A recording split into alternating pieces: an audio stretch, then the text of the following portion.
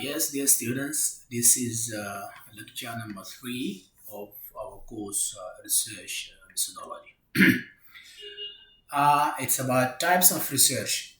In the previous lecture, we had an idea about different types of research. Here, we are going to focus mainly on and if you remember that, the type of research is mainly identified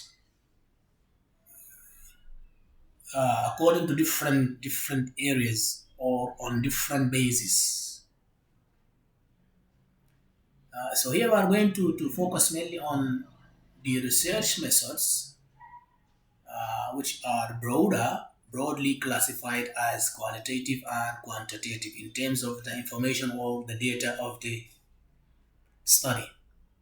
And as we know in our different lectures, quantitative research studies processes through numbers. Often the goal of the research is to produce statistics, numbers, you have numbers. So the information researchers collect using quantitative methods allows them to perform analysis that can be simple or complex.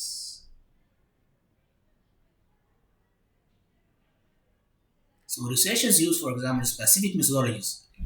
So in quantitative research, the quantitative methodologies are experiments, questionnaires, and structured observation to collect the data they use for quantitative research. So, types of quantitative research: descriptive research. This is a type of research. It is descriptive and it is quantitative. And from the word descriptive, you can understand what's meant by that. You describe situations, circumstances, or variables. The focus of this descriptive statistics is what instead of why. Usually, descriptive research involves a fair amount of observation. You can find while you are describing, you can observe this and that. A researcher might ask children to describe how they spend their summer vacation or watch a teacher during class to see how they explain concepts to students. So, this descriptive quantitative research. Some examples of descriptive research include a description of how the housing market in a particular city has changed over the years. This is a descriptive research because the researcher can collect data on housing prices, sales, volume, and time on the market to see how real estate in a city has changed over a defined period, maybe 10, such other past 10 years. Since the researchers aims to describe the data, they aren't looking for factors that could have affected homes prices, such as economic recessions or new amenities in the city. So yeah, descriptive is how, for example, how the housing market in a particular city has changed over the year. This is a kind of descriptive research. Correlational research. The goal of correlational research is to examine and determine the relationship between multiple variables or data points. Like, like descriptive research, correlational research doesn't attempt to identify a reason for the connection between variables or find a cause for the relation. Instead, the intent is to discover patterns of or trends between the variables by making comparison. So in any study that you find that the researcher performing a correlational research shouldn't manipulate or adjust the data. An example of correlational research, for example, an examination of the relationship between depression and diet. This is correlational study or research. Causal comparative research, or sometimes called quasi-experimental research.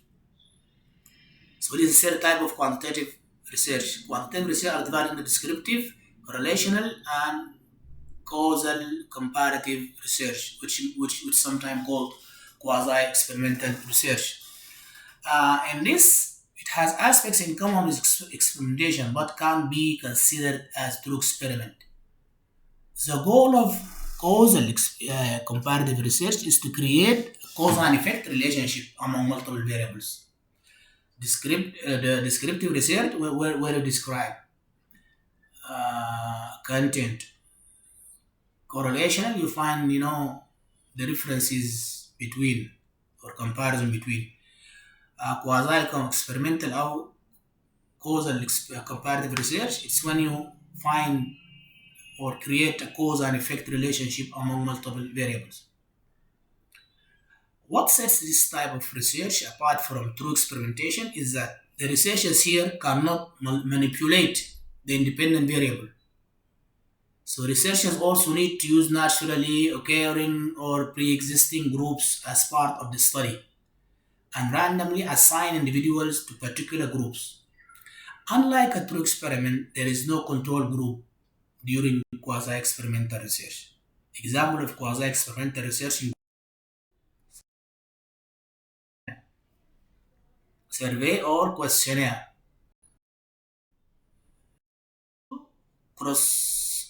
You have two types of survey, either cross-sectional surveys or longitudinal surveys, and we mentioned them before. We are going to give more examples or more detail about them. To gather from multiple demographic groups at the same point in time. Same demographic group, same time. Multiple demographic group, multiple demographic group.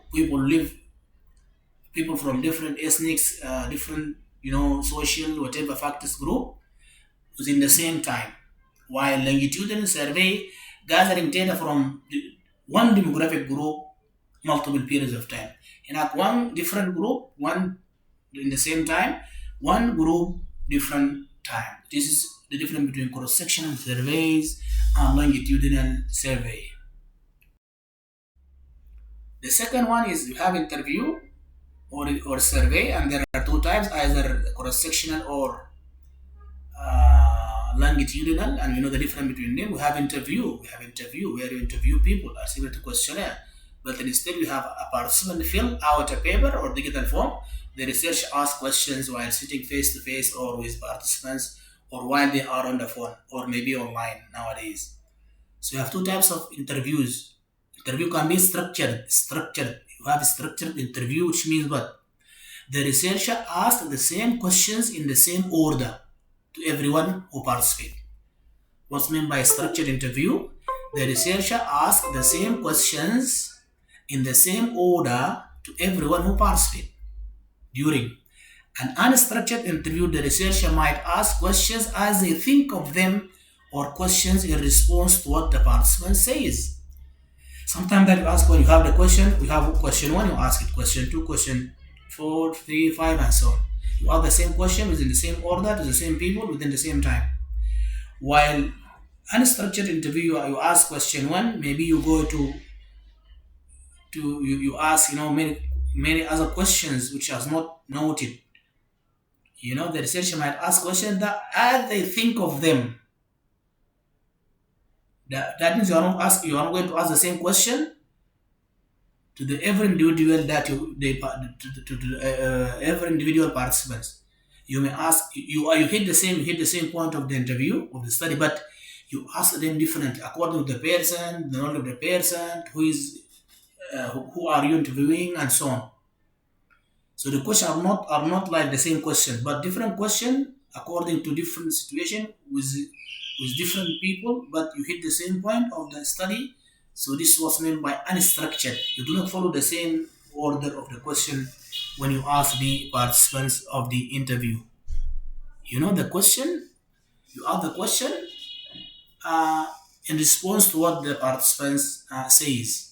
For example, where do you live? I live in Khartoum. Yeah, you live in a very big. Then you start asking what the place that he or she lives. While in structured interview, you ask, where do you live? I live in Khartoum. Where do you live? I live in Madrid. Where do you live? I live in Coast. Where do you this? You get the same. You ask the same question without thinking of the response of the participants, which might lead you to ask other relevant questions.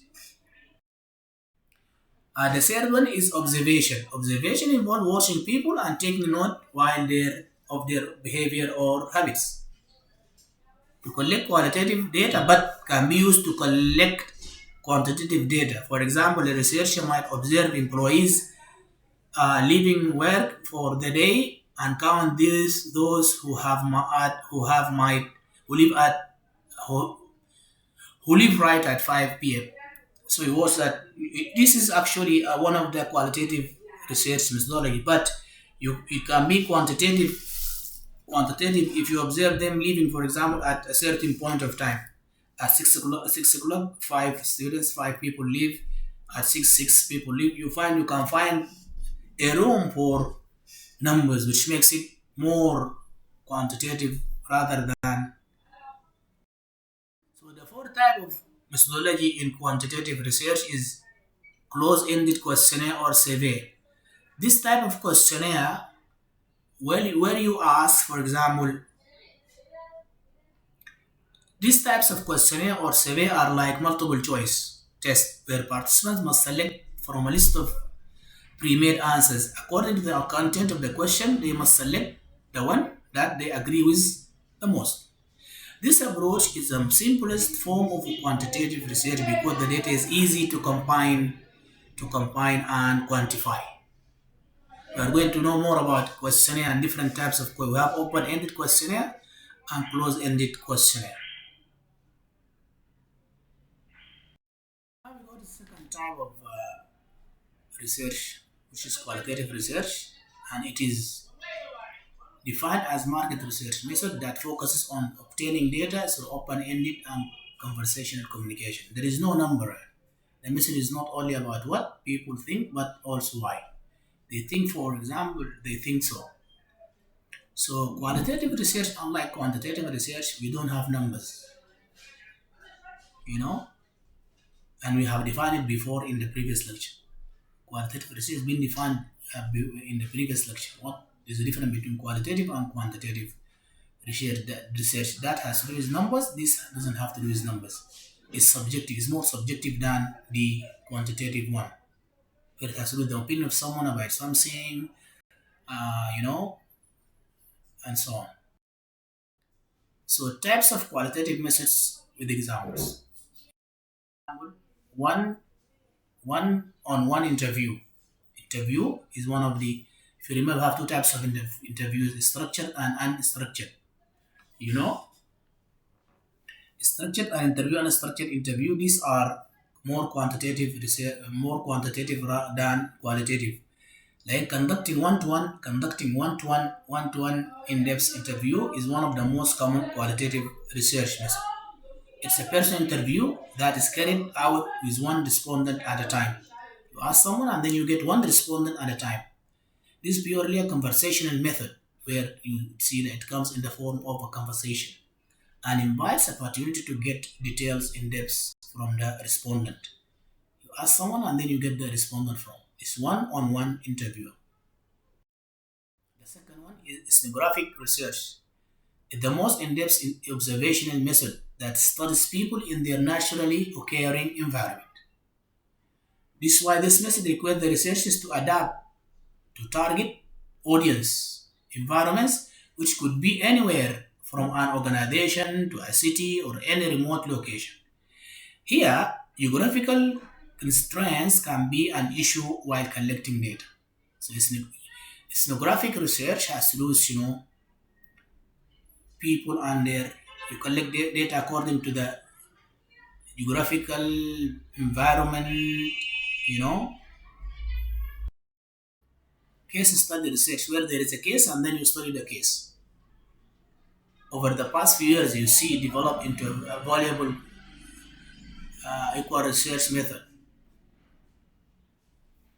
As the name suggests, it is used for explaining an organization or an entity. Case study, you guess there is just one, and then you study organization, group of people, and then you study them. You focus on them, and then you study